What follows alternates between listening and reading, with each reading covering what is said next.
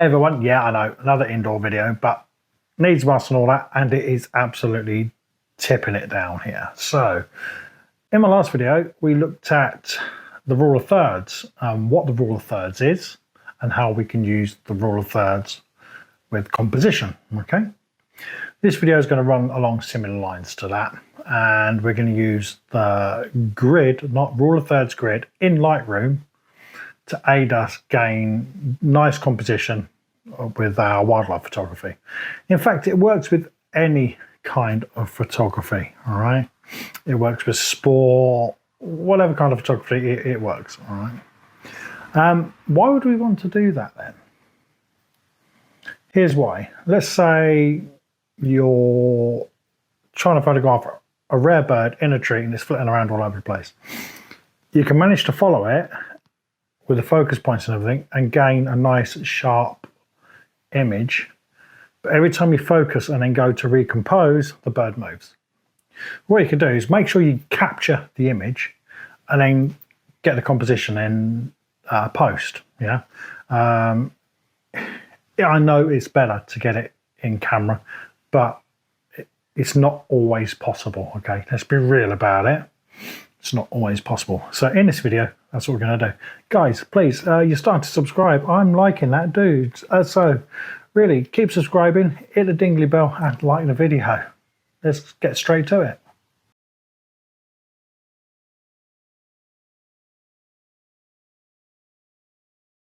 Alrighty, so let's bring up Lightroom. I picked a couple of pictures for you. I've just randomly picked them. Just to show you the principle of the rule of thirds, you know, sort of when you're cropping down in sort of bird photography, really. It works with wildlife photography, any kind of photography, really. But here's the principle. So, you're in Develop, in Lightroom, you're not in Library. And you click on the crop tool. One thing here, guys, when you want to keep the ratio that you took the photo in, over on the right-hand side here, there's a little padlock. Just make sure that padlock is locked and it will keep that aspect ratio for you.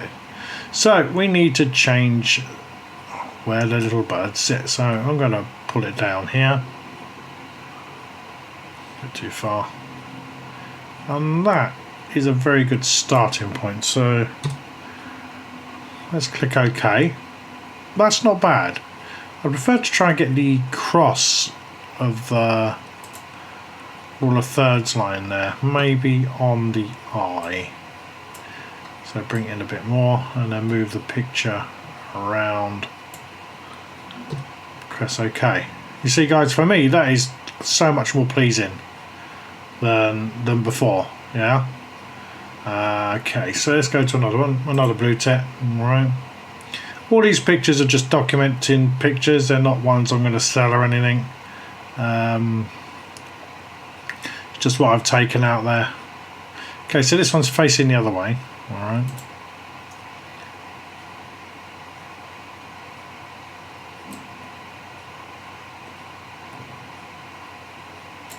And I'm going to bring it in a little bit from the bottom as well.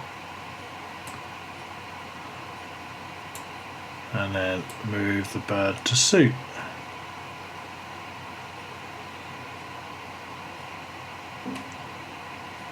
Let's say about that.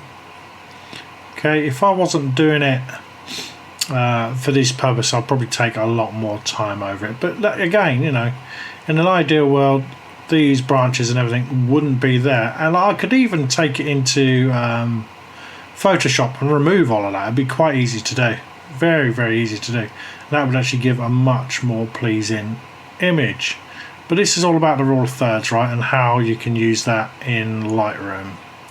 Okay, next photo. Let's go to the Dunnock, shall we?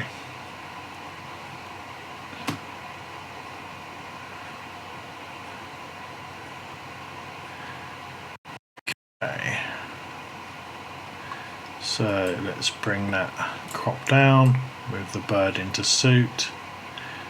Now, one thing I want to be careful of, I don't want to cut the bird's tail off, because that would just be daft, right? Let's make it a little bit bigger. Remember I said they're kind of rough rules of thumb.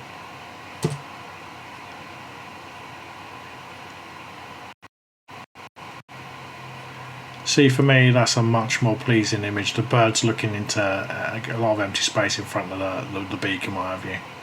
One more then. It's a tree creeper.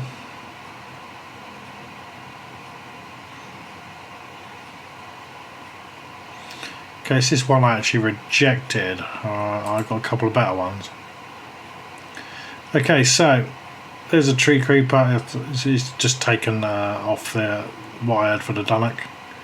That's what it looked like before the crop, the big one, and there is the crop. So press enter, and it's a much more pleasing image. I actually quite like that, the texture of the bark and what have you, and the no background. I'm actually going to pull the highlights and let's pull the exposure down just a little bit more. Just for there we go. There are 4 examples in Lightroom itself. So there you go, guys. Yeah, how to use the rule of thirds grid in Lightroom, okay, to help your composition with your photographs. Guys, please do hit the like button if you like the video, subscribe if you haven't already, and hit the dingly bell. And I'll see you all, hopefully, outside in the next video. Bye-bye.